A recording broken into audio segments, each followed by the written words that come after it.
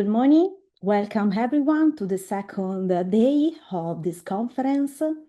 It is a great pleasure to introduce our first speaker, Joaquin Arribas, a leading expert in cancer cell signaling and target therapy, whose pioneering work has significantly advanced our understanding of HER family receptors and their role in tumor progression and therapy resistance. So today is going to present a talk related to turning HER2-amplified tumors into CAR T responders. So please, Joaquin, the stage is yours.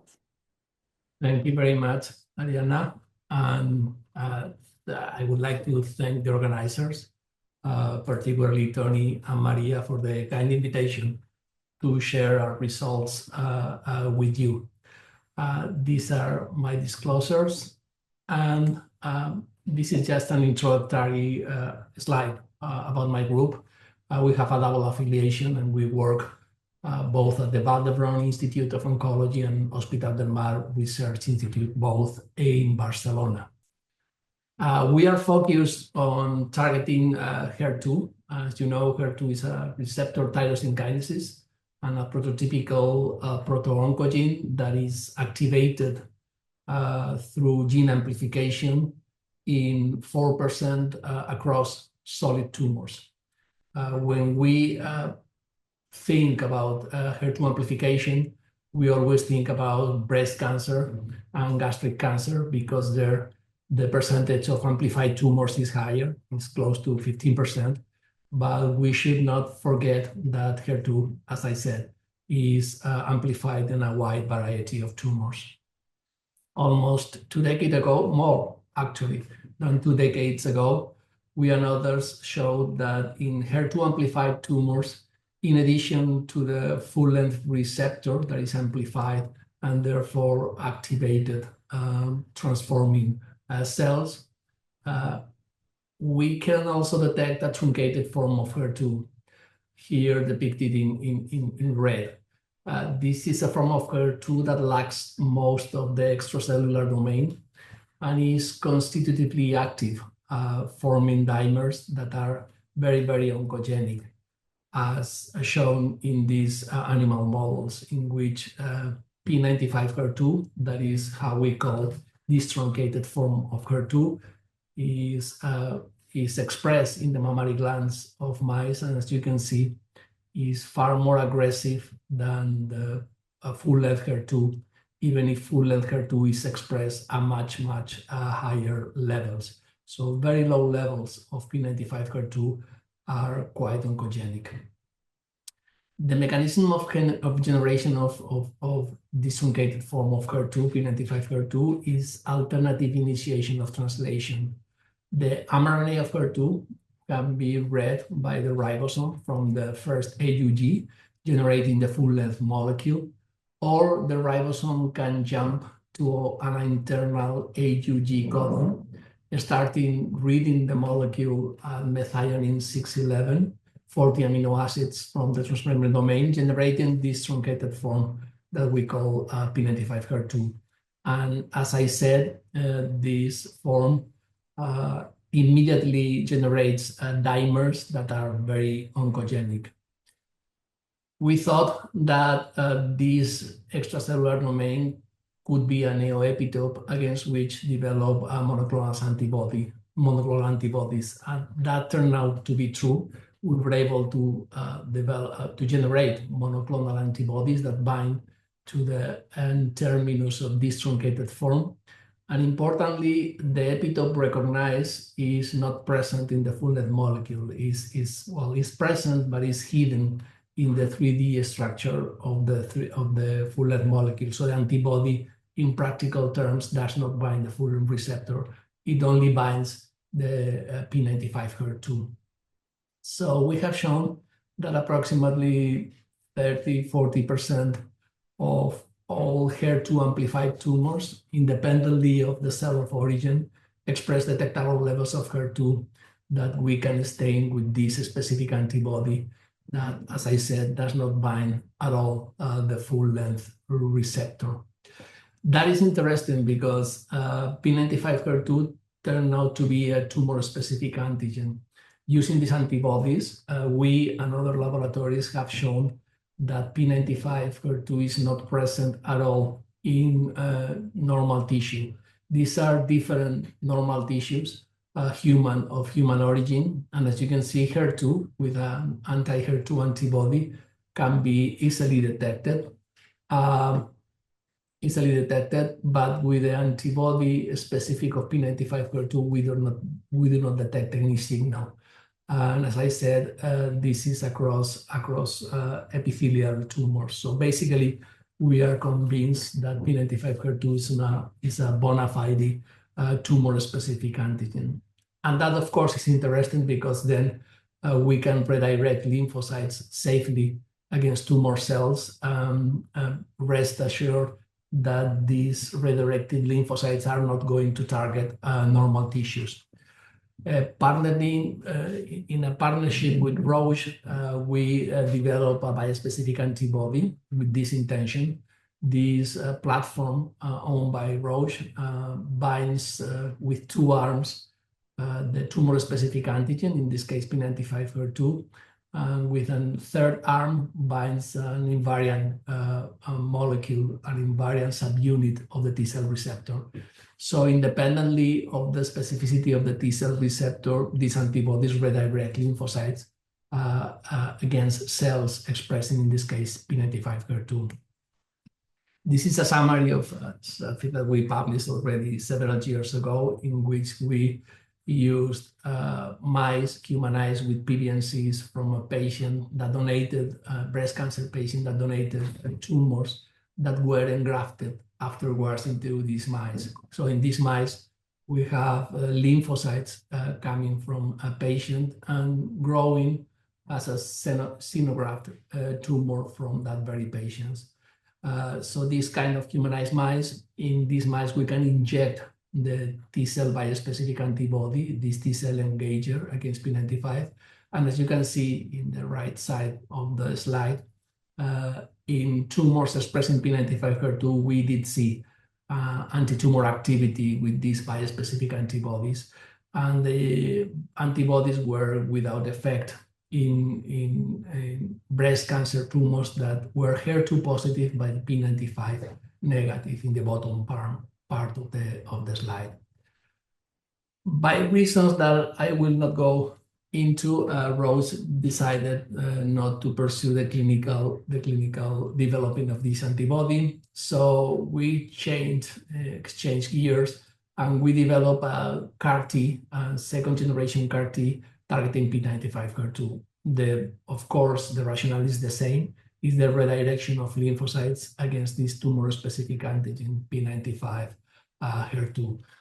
And these CAR Ts turn out to be very, very effective. These are cells overexpressing P95HER2. Is an artificial model that, even though, as you can see, the activity of CAR Ts was very, very efficacious, there was a complete tumor response maintained almost more than 1 year. And importantly, these mice remain protected. If we engrafted again the tumors after 1 year, the same cells, the mice that had been treated with the CAR T remain protected, while the control, of course, of age-matched animals, in these animals, the tumor developed. When we tried these CAR Ts against PDXs, patient-derived xenografts, the results were far more modest, were very similar to those that we obtained with the T-cell engager, with the bispecific antibody that we developed with Roche. As you can see, there's a clear anti-tumor activity in tumors expressing P95HER2, but nothing compared to the total response that we had seen with stable cell lines. So we wanted to increase the efficacy without compromising the safety of these CAR Ts. And that's something that we can do with T cells. They can be used as platforms, and we can load them with different anti-tumor factors. Something that is cannot be done, at least easily, with bispecific antibodies. So in retrospective, we are very happy that we changed to CAR T cells. So what we did is to load these cells in addition with the second generation CAR T with a BiTE, with a bispecific antibody, with a T cell engager directed against HER2 to try and target the cells with two different components. But we didn't want to compromise safety. So what we did was to use the antibody anti-HER2, Herceptin, the therapeutic antibody that has been used for decades. And we introduced mutations that lower the affinity of these HER2 binding arm. That is shown here in the slide with high affinity or medium affinity bispecific or T-cell engager. We call this T-cell engager TEC2 because the term BiTE is registered and it can be used only by Amgen, as you know. And it turned out to be that if we attenuate the affinity of these BiTEs, we are able to preserve the safety of these bispecific antibodies. That is shown in the right-hand side of the slide. As you can see, MCF7 cells we use as a control because they express normal levels of HER2, the levels very similar to those expressed by normal epithelial tissues. And as you can see in red, with the T cells that express the CAR T and TEC2 of medium affinity, the BiTE targeting HER2, we didn't see any effect on cells expressing normal levels of HER2. And in the right, in the right of the slide, you can see that cells from a patient-derived xenograft that express P95 can be targeted with these cells. So basically, we thought that we could increase the efficacy of these T cells. They produce two different components, CAR T against P95 HER2, T cell engager, a bispecific antibody against HER2, overexpress HER2. Because of this attenuated affinity, these antibodies do not bind to cells expressing normal levels of HER2, but they do bind to cells that overexpress HER2. So to make sure that we did not compromise safety, we did the experiment shown here. In one side of an animal, we introduce MCF7 cells. Recall these are cells that express normal levels of HER2, and of course they do not express P95 HER2. And in the other flank, we engrafted a PDX that overexpresses HER2 and P95 HER2. And if we use HER2 CAR, a high affinity CAR, as you can see, we can kill both. It is known that CAR Ts or bispecific antibodies of high affinity can kill cells expressing normal levels of HER2. That has been shown, unfortunately, even in clinical trials. But as you can see in our construct, the T cells that express P95 HER2 and the bispecific antibody do not have any effect on MCF7 cells in blue here, but they are very effective killing these PDX that overexpresses HER2 and express normal levels of P95 HER2. So now we went to a panel of patient-derived xenografts to try and see that these T cells that, as I have just shown, they are very safe, are effective against PDXs that are much more difficult to treat, at least in these experimental models. And as you can see, in 3 independent breast cancer PDXs that overexpress HER2 and express P95 HER2, we again obtained the kind of response that we were expected, a total response maintained with time. Basically, most animals were cured, and we were able to completely remove the tumor, these breast cancer PDXs. They were these T cells expressing both the CAR and the BiTE were also effective against metastases. As you can see here, lung metastases were very sensitive to these CAR T cells expressing the T cell engager, and we were able to remove or to cure these metastases. And of course, we wanted to expand the type of tumors that can be treated with this next generation CAR T. And we moved to cells of esophageal cancer or stomach cancer that do not respond very well to many of the anti-HER2 therapies, as you may know. And again, we had complete responses with this CAR-T, as we call it. As you can see in the top part, these cells express HER2 and P95HER2, both of them, and we treat them with these T cells expressing P95HER2 CAR and the T cell engager TEC2me. The responses were complete. Even if cholangiocarcinoma, that as you know are very difficult to treat, we were able to establish a PDX again from a patient from Vall d'Hebron Institute of Oncology, and it overexpressed HER2, not at high levels, but as you can see here, HER2 is expressed. And again, we were able to obtain total responses of these tumors, even though in this case, the expression of P95HER2, as you can see here, was quite faint and quite heterogeneous, meaning that these double attacks, so to speak, double punch, treating with engagers against overexpressed HER2 and CAR-Ts against P95HER2 is very effective. And even if the cells do not express detectable levels of P95, the HER2 overexpression is enough to treat these tumors. So basically, this is a summary of the therapeutic approach that we have developed. CAR-T cells, our CAR-T cells express also these bispecific antibodies targeting overexpressed HER2.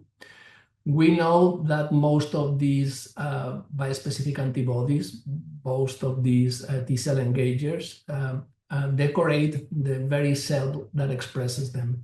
Approximately 30% of the T cell engager that is produced by these CAR-T cells binds to the CD3 subunit of the very same cell that produces them. But 30% are secreted, and they can recruit T cells, bystander T cells, that are not expressing the CAR-T, and that's an essential component of the activity of these CAR-T cells. And as I have seen with many cell lines expressing normal levels of HER2, these T cells do not target normal cells with normal levels of HER2, normal epithelial cells, as those shown here in yellow. So we finished this work and published it a couple of years ago.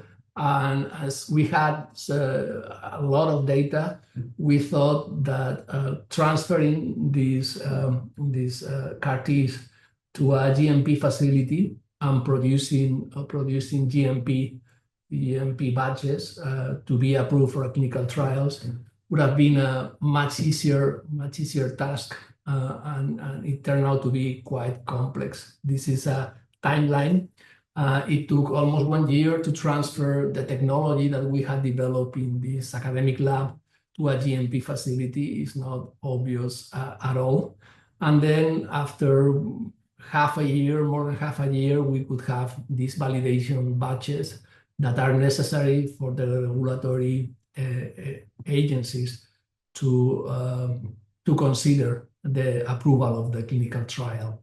So we submitted all the documentation by the middle of 2024, and after 4 months, the verdict was not acceptable based on this was a first-in-human trial with a very complex or complex CAR T that expresses two independent factors, and all the pharmacokinetics and all the tests should have been done separately for the CAR T and the T-cell engager.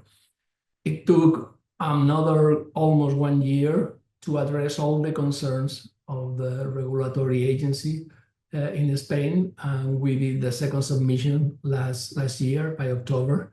And after 2 months, we were very happy that it was approved. But as we will discuss this afternoon, I think there's a lot of bottlenecks here that we never expected, that although we knew that producing a CAR T in GMP facility and having the approval was not obvious, we never expected that almost 3 years. Anyway, we can discuss it this afternoon. Some of the concerns were completely unexpected, like some regulatory agencies. As you know, CAR Ts can be transduced with gamma retroviral vector or lentiviral vector. Have two of the CAR Ts that are approved against hematological malignancies are based on gamma retroviral vectors and 3 in lentiviral vectors. So we thought that it was quite safe to use retroviral vector that are being used as we speak to treat patients. But it turned out to be that many regulatory agencies do not like gamma retroviral vectors by reasons that we don't fully understand. And we had a hard time convincing them that these are safe, or at least as safe as lentiviral vectors, as recently reported, last year reported in Nature Medicine. As I said, we can discuss it in the roundtable this afternoon. Anyway, the good news is that the clinical trial has been approved, and we will start recruiting patients next month or the month after. We have been fortunate enough to have the clinical trial already funded to test this novel therapy on 15-20 patients, and we are getting ready to recruit the first patients. So this is 20 minutes, and as summary, just some reminders, some conclusions. I hope I convince you that P95 defines a tumor-specific HER2 neoepitope, that P95 HER2 with these bispecific antibodies with attenuated affinity balances very well efficacy and safety. Regulatory hurdles have been overcome after almost 3 years, and the clinical trial will start next month. Well, we have other projects, and again, this can be discussed this afternoon. We have identified other tumor-specific antigens, and we really hope that we will approach this time the journey to the clinical trial in a much more efficient way. With that, I just want to acknowledge the members of my group that have done this work, and of course all the funding agencies, and of course the patients that have donated the tumors and the blood to carry out this proposal. So thank you very much, and I will be happy to answer any question. So thank you, Joaquin. Very interesting and promising for the patients. So do we start with the questions? I can see a question here. Good person. No, this is not a question for you. So I may start to break the ice. Okay. So I have a curiosity. Do you know, or did you have ever identified or have evidence that the patients have autologous T cells against the P95 antigen? So whether in general, no, breast cancer patient can mount an anti-tumor immune response against HER2 full length or the P95? That's an excellent question. Theoretically, of course, this is a neoepitope that expresses only in T cells, in tumor cells, and it would elicit an anti-tumor response. We have not looked for those carefully. We did look in patients for T cells or even antibodies against P95 HER2, and we have not been able to find them. But definitely is something that it can be, we should look at more carefully. And of course, the possibility of developing vaccines against P95 HER2 remains a possibility. We are not experts in vaccination, but that's a possibility. That's an excellent suggestion. Okay, we can maybe discuss about that later if you like, because we have some projects on that. Great. So there's a question from Maria. Is it correct? Yes. Hi, Joaquin. Thank you, Ariana. Congratulations, Joaquin, for this excellent work and for pushing it to the clinic. I have two questions regarding it's called Catherine, isn't it? Yep. Clinical trial? Yes. Perfect. So, which patients have you selected to start with? This is the first question. And the second one is that which biomarker for selecting patients are you going to use, seeing that you have shown that this cholangiocarcinoma showing very low levels of P95 also responded?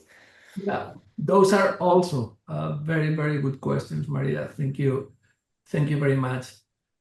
We are, I mean, basically the clinical trial is open to any tumor that overexpresses HER2 and thus has progressed to the standard of care.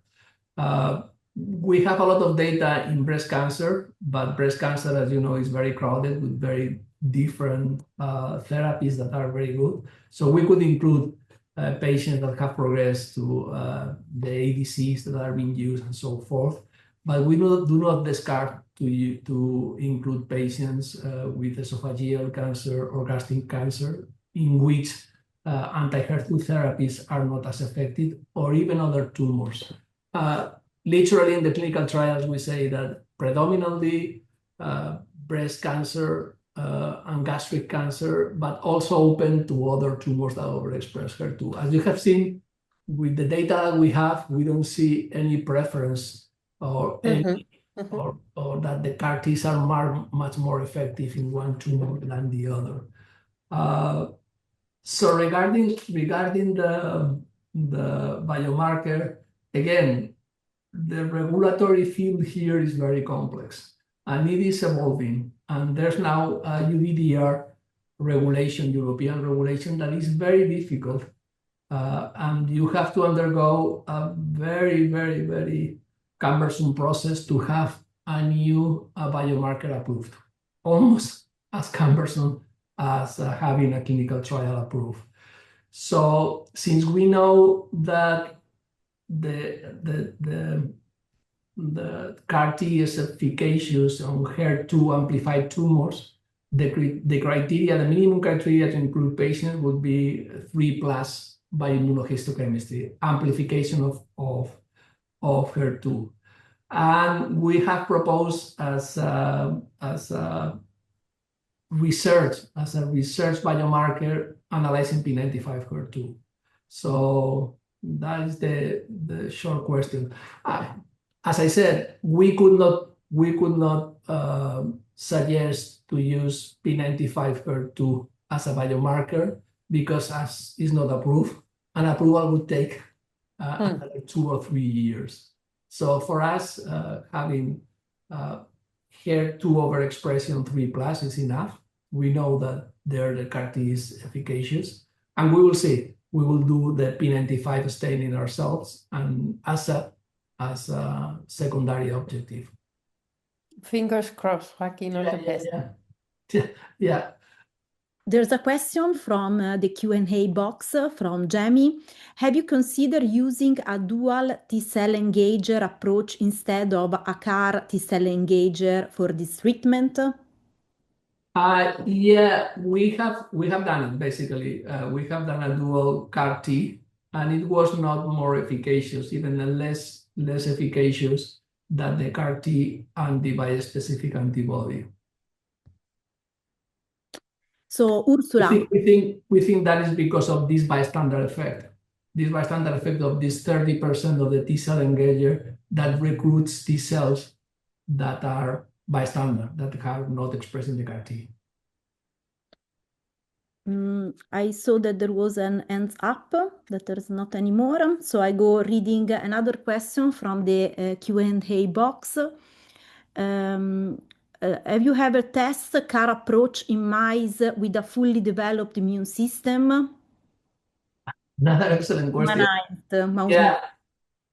We went as far as developing knocking mice. As you may know, mouse HER2 is not recognized by Herceptin. Our T-cell engager is based on trastuzumab, so it does not recognize mouse HER2. And the antibody does not recognize mouse P95 HER2. So we did a knock-in introducing human HER2 into these mice. We have not published them, by the way, and we are keen to collaborate with whoever. We do have these knock-in mice, and we have done the experiments. In general terms, mouse CAR-Ts are far less active than human CAR-Ts.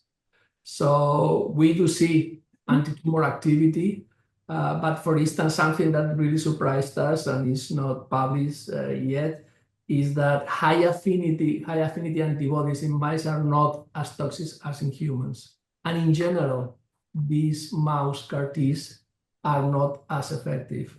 We are looking on it more deeply, but basically, to make the story short, yes, we are doing it. We know that the ideal situation is to have experimental models based on human samples and experimental models based on immunocompetent mice. It is difficult, but we are trying. Yeah, the general message is that mouse CAR-Ts seem to be less active than human CAR-Ts. Following the Lucia question, I was wondering, have you ever considered to use the humanized mouse model? No? In the lab, we are developing together with Vincenzo Bronte, but there's also many other models of energy mice humanized with the human CD34 cells. So then they regenerate somehow part of they're a sort of chimera with the human compartment. We did that to test the bispecific antibody with Roche. We humanized mice with CD34. They work very well. You can do long-term experiments. We do not see that they will add much to the CAR-T. So you will have your T cells that have been developed in these mice, and then you introduce your CAR-Ts. We could do it, but it's a very difficult experiment, and we don't really know what it would add, because you don't expect a fully developed anti-tumor response in these humanized mice. Sure. Okay, so thank you very much to Joaquin. We can maybe go ahead discussing later in the afternoon.